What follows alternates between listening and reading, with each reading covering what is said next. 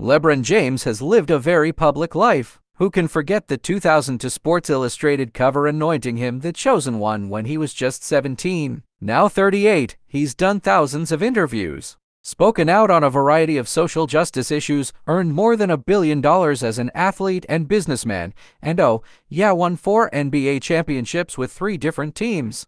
But until now, no writer has packaged his life story into one narrative.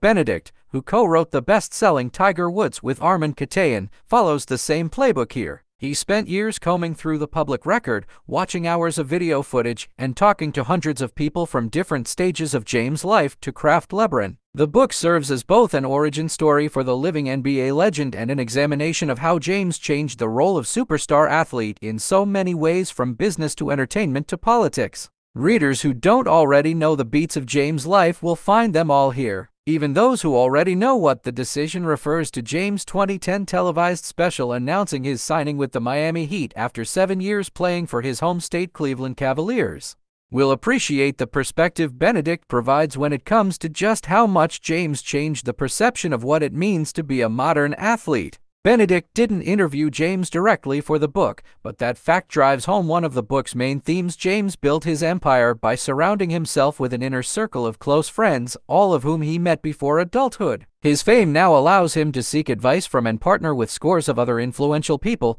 but Team LeBron at its core is still his high school teammate Maverick Carter, fellow Akron, Ohio native son Randy Mims, and Rich Paul, who James met in 2002 when Paul was a young entrepreneur selling vintage sports jerseys in Atlanta. Paul is now James' agent and the CEO of Clutch Sports, which reps more than 36 NBA players. Given the fact that James didn't speak to Benedict for the book, some critics may decry the armchair psychology in these pages. But James' life has certainly not been unexamined. He has spoken at length about growing up fatherless, the fierce loyalty he feels toward his mother, and how grateful he is to coaches and neighbors who helped create an environment where he could focus on school and basketball and avoid any serious missteps.